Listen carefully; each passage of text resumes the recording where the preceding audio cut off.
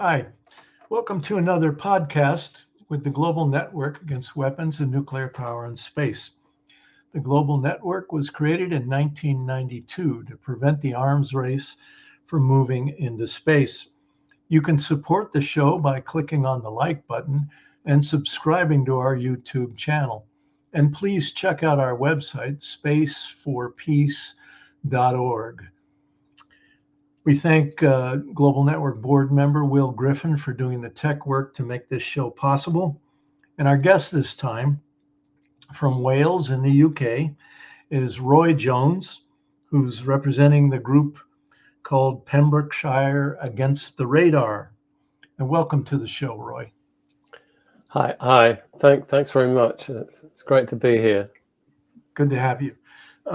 Could you take a moment and briefly introduce yourself a bit more and tell us where Pembrokeshire is located in Wales? Yes. Yeah. Well, I'm Roy. I've lived here in Pembrokeshire for around about 35 years.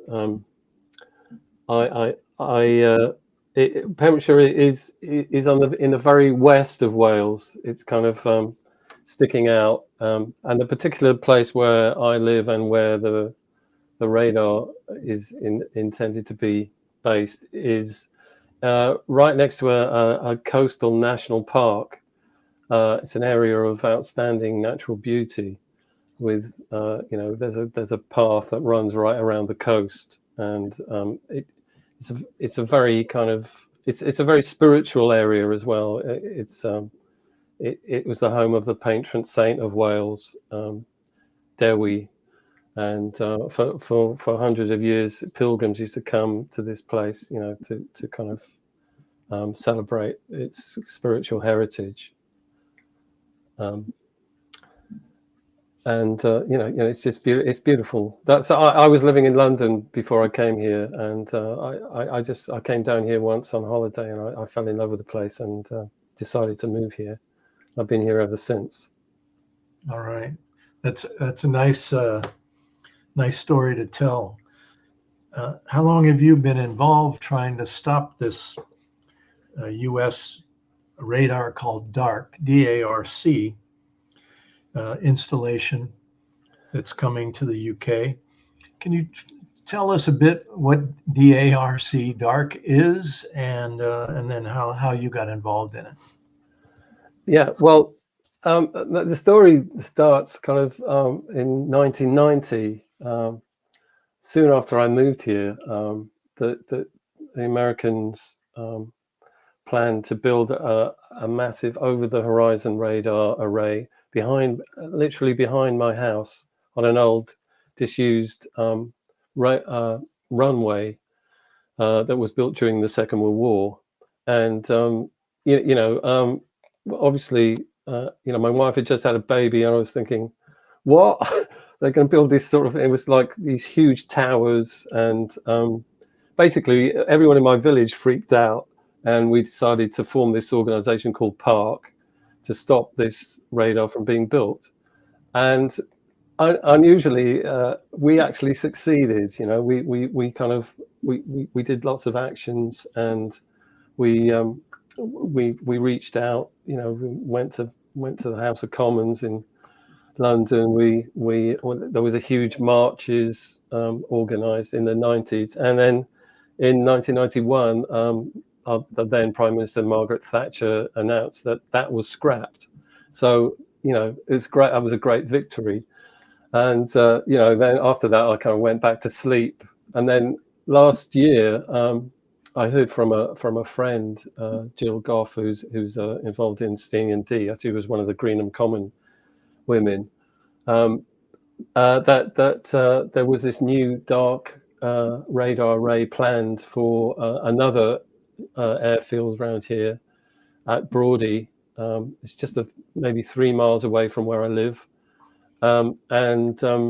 Obviously I wasn't very happy about that, and I kind of looked into it and decided it was time to reboot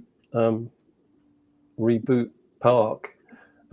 and so I wrote an article for the CND magazine called Heddiw, which means peace in Welsh, and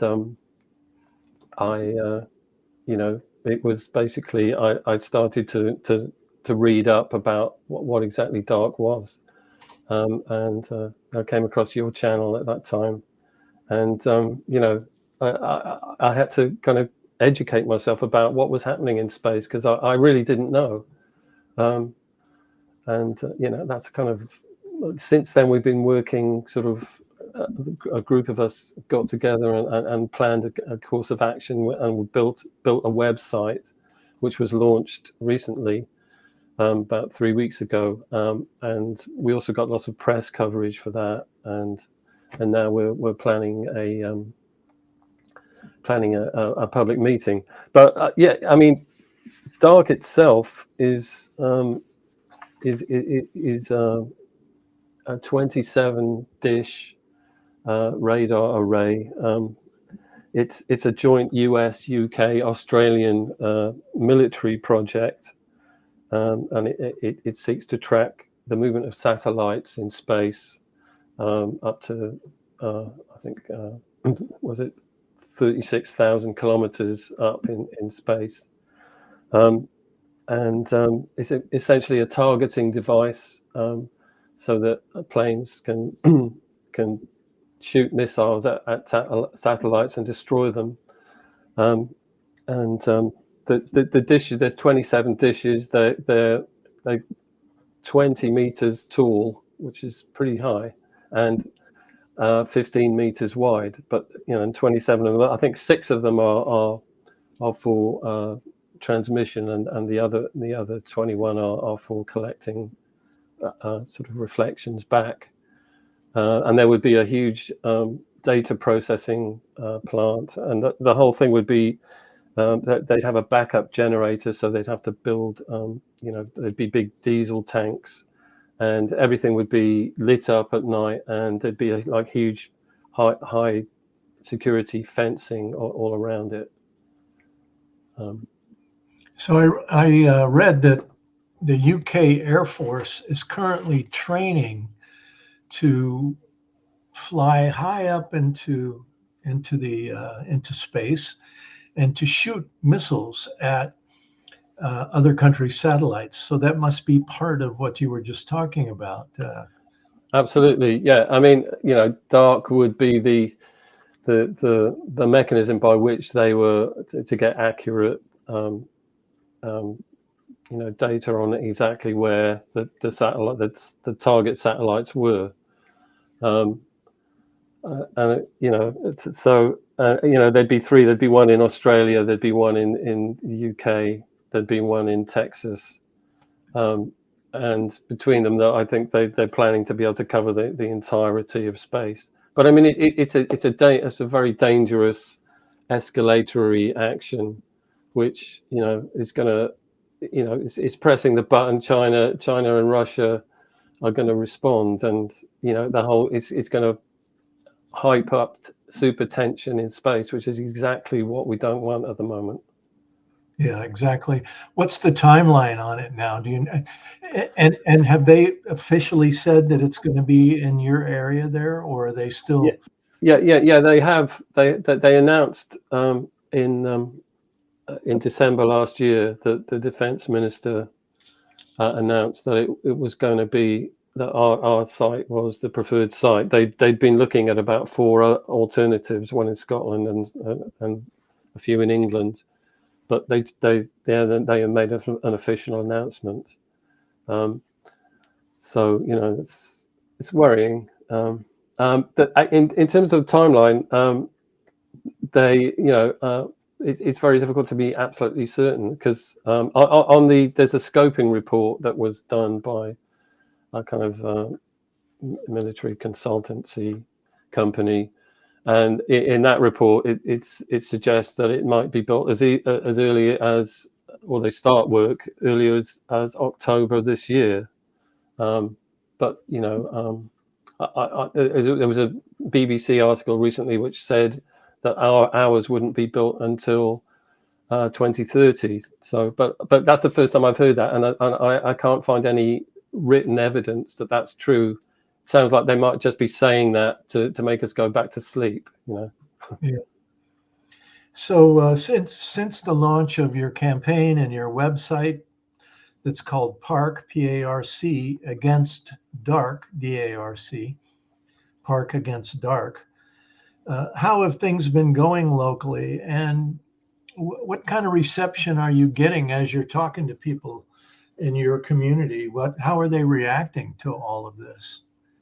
Yeah, well, we've been me and my wife and some other people have been going around. Well, we've been leafleting because we've got a public meeting, so we've been going around leafleting.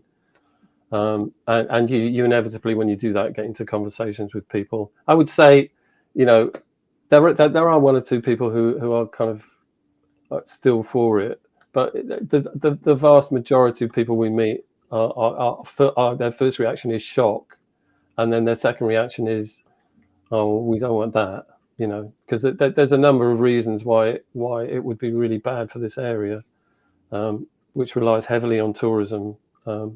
It's not really bringing any jobs either, because the current site is occupied by the British Army, but they're due to leave in 2028. So that would be a deficit of 400 jobs, and that the defense minister is only promising 100 jobs. So, you know, I mean, these things matter to people, you know, because the local economy is very fragile, particularly after COVID. Yeah. So what is the biggest local concern about this DARC radar? Well, the thing is, because Pembrokeshire is such a beautiful place, and it's a national park, the site they proposed is in an elevated position, right on top of a headland which overlooks this beautiful bay, which is all in a national park. It's called St. Bride's Bay, and you know there's islands that are like bird sanctuaries. It's and when you come to the St. David's Peninsula, there's this beach called Newgale Beach, and you'd be driving along, you know, looking forward to your holiday, and you come to it, and before you there was this wow factor beach. You suddenly see, I'm here. But now there'll be these like 27 weird military radar dishes sort of on top of this headland, which is going to completely, you know, kill the vibe. And you know, and that will have a serious impact on why people come here, because they come here because it's so beautiful and it's so rugged and it's so kind of wild, and it's just not, you know, it's just not right for here. But I mean, from my point of view, it's not right for anywhere, because you know what's its aim? Its aim is to kind of, you know, dominate space yet again, you know, which is not what we want. It's not what the world needs. Yeah, it's a good point. That is the best point, isn't it? Have you heard anything about the electromagnetic signals or waves that will be emitted from these radars? Have you heard anything about their impacts on wildlife, bird life, human life? I know up in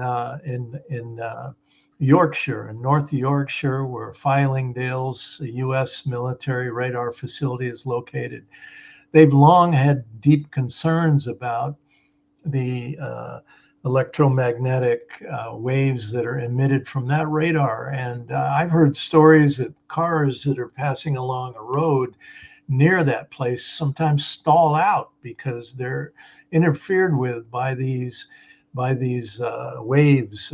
Have you heard anything about that in terms of DARC? Well, yeah, I mean, obviously, it's not possible to get actual technical data about the strength of the pulses and the strength of the side lobes coming off the transmitters, but I mean, going right back to what I said at the start, in 1990, we got an expert in called Roger Coghill, to talk about harmful effects of radio frequency radiation, and he kind of opened our eyes then to the dangers of radar. I've got an anecdote of I was leafleting on the other side of the base, and this old guy. Actually, I didn't speak to him. I was talking to my wife, and he would be very near where the dishes would be put, and he's saying, my dad used to work in the military, and he worked in radar, and he said to me that lots of his mates that worked with him got cancer and died of cancer. I mean, that's just a story, but that's a true thing. But obviously, we as part of our campaign, we've looked into the health risks, and in our public meeting that we're going to have in a few, in a few, it's about a week and a half now. We've got some information from scientists. There's a guy in McGill University in Montreal, and also a guy who worked he worked on safety at the Iron Dome in Israel, and that basically both of them have come up with sort of video presentations for us that are strictly scientific, and the one from Israel is quite shocking, because the military personnel around it, lots of them got cancer, and it's recording, and normally that kind of information gets suppressed, Yeah. but he's been quite open about it, and basically he's suggesting that the organization who are responsible for the safety of these installations only regard thermal effects as being scientifically valid, and they constantly ignore any long-term cancers which are caused by this kind of radiation. And yet there is quite a few there's scientific surveys that have been done over less powerful transmitters, say TV and radio transmitters, and even cell phones have a radio frequency non-ionizing radiation, but radar arrays are particularly powerful and particularly dangerous to human life and to animal life, and that's one of the main thrusts of our argument that we're going to try and open people's eyes to. I'm glad to hear that. I live in the state of Maine on the East Coast, the farthest northern state in the United States. And one state below us is Massachusetts. And in Massachusetts, they have a radar on Cape Cod, a U.S. warfighting radar, similar to the one at Fylingdales, actually. And there has long been stories coming from the people that live around it that they've had a severe series of cancers over many years. And when they tried to get the state involved, first the state was reluctant, but eventually they agreed that they would look into it. But the military absolutely refused to provide any information whatsoever, to assist in any way in any kind of study. And so they really blocked it. The military blocked it. And so all that was left was the people's kind of community knowledge that there was more cancers in this area around the radar than were anywhere else on Cape Cod, So people really believed that it was a serious factor, but again, nobody would, they couldn't come up with enough scientific evidence to really shut it down. So you mentioned a public meeting that you're going to have on June 27th, I think it is. Tell us what's going to happen there. Yeah, well, we've got speakers. We've got a speaker talking about sort of security. A lady called Jill Evans, who is sort of vice chair of CND Cymru. Cymru is Welsh for Wales, so CND's got their own sort of branch, in Wales. But and she used to be a member of the European Parliament before the UK left the European Union. And she's very knowledgeable about sort of, the military presence of just in general in Wales. And she's going to be talking about sharing her knowledge about, debunking the security myth that obviously is all the the defense ministry can try and sell people. And we've got a lady from a local hotel group, Emma Bowen, who she manages Tour of Ellen Hotel, and her boss is a kind of architect who's recently sort of rebuilt Roach Castle, and he lives in Hong Kong actually, but he's really against it. And the village of Roach, the radar array would be quite visible from where the castle is, which is a kind of bit of a drawback from his perspective. But it's there's also these. Worried about tourism? Is that the idea? Yeah, and that's why this lady's going to be sort of representing that, because so many local people are employed in the tourism industry. Yeah. And then also the two videos that I mentioned, I've been doing all the subtitles for them, so I've kind of really got to know the arguments in detail of the health risks, but both how it could actually affect human cells, and also that the number of kind of surveys that have been done, that they think that the close proximity to radio frequency radiation should be upgraded to an actual carcinogen, not a probable one, and taken much more seriously, because the evidence is mounting. And yeah, I mean, I'll be talking about the past. I'll be talking about what happened in the 90s, to try and give people hope that we can actually beat this thing, because we beat it before. Why can't we do it again? You mentioned earlier that when you first learned about DARC, you started looking into the space issue more. And what did you learn about what's going on with space today that really alarmed you or made you, more concerned? Well, I discovered that it was the USA that first shot down a satellite in as early as I think it was 1985. They fired a missile, blew up a satellite, and it caused huge amounts of shrapnel, which was tracked, and it went in kind of completely unpredictable directions.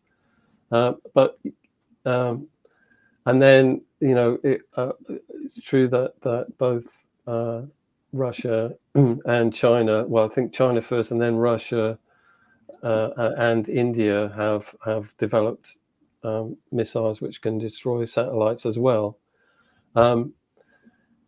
Now, if this hadn't started back in the day by America, that this race wouldn't have happened. And of course, on the higher level of the satellites that are in the in I've forgotten what the term is, like in synchrony with in synchronization with the Earth, geosynchronous orbit. There's satellites up there which are, military grade satellites, which are not only used for surveillance, but are actually kind of potentially can be used as weapons. Well, to give people a huge strategic advantage in warfare. Right. And isn't the world crazy enough without sort of taking this whole realm of and I believe that the Americans are planning to even up their game in space, rather than sort of deflate it, and which is just going to cause everyone else to do the same, and it's just going to get out of hand. The U.S. At the United Nations every year, Russia and China, for more than 25 years, every year they go to the General Assembly of the United Nations and introduce a resolution calling for a new treaty to ban all weapons in space. The 1967 Outer Space Treaty at the UN banned weapons of mass destruction in space. But now the technology has grown so much that they have now what they call weapons of selective destruction, which fall outside of that original treaty. So that a new treaty is needed to update the technology. And so every year, Russia and China introduce this resolution, and it passes overwhelmingly. It's just a resolution at the General Assembly, but then they send it to the Permanent Conference on Disarmament at the United Nations for negotiation, to make it an actual treaty. And there, the US and Israel have been blocking it for more than 25 years during Republican and Democrat administrations. And so the Pentagon is saying that the next war, because everything the military does today, no matter whether you're in a boat, an airplane, on the ground, as a troop in the Army or the Marines, everything they do today is coordinated with space technology. So they say that the next war will be won or lost in space because of space technology. And that's why the US has created the Space Force, and they put out a planning document in 1997 called Vision for 2020, where they said the US will control space, will dominate space, and we will deny other countries access to space, meaning Russia and China, especially when it gets, into the days of the actual war going on. So that's where we're at today. And so these systems like DARC, that they're spreading around the planet and they're hooking up to their overall increasingly complex system, they're to make this whole thing work, on behalf of the US. But the US is $35 trillion in debt today and can't afford to pay for all of this by itself. And so what the US is doing, it's going around the world and drawing the allies into the program, and they're going to help pay for pieces of it along the way. But the US would remain in charge of the tip of the spear. And so the allies, they're going to, allow the US to put bases in their country, and they're going to end up paying some of the costs in various ways. But they're not going to have any say over how it's used or when it's used. In fact, at places like Fylingdales and Menwith Hill in Yorkshire, the British government doesn't even know anything that's going on there, even though they say they're RAF bases, which they're not. They're fully U.S. NSA, National Security Agency, military bases. Anyway, that's where we are. So it's exciting for us to see the spark coming out of Pembrokeshire. And we really want to do everything we can to support you in any way possible. So please call on us anytime. We got about a minute left. You want to make a closing statement to the people that are listening? Say anything in particular? Well, visit our website, which is parkagainstdark.com. And there's some actions you can take to support our campaign there. We've got a petition, and we've got lots of information. But really, I think we've all got to do what we can to sort of oppose this proliferation of crazy violence in space wherever we can. You know, I'm doing it because it's here, but you do it where you are, and you know, let's all work together and try and stop this crazy thing from happening. All right. Well, that's great. Thank you so much, Roy, and we wish you the best. And thank you for watching another edition of Space Alert. We'll do another show soon with another leader from a different part of the world. Until then, please get organized and good luck.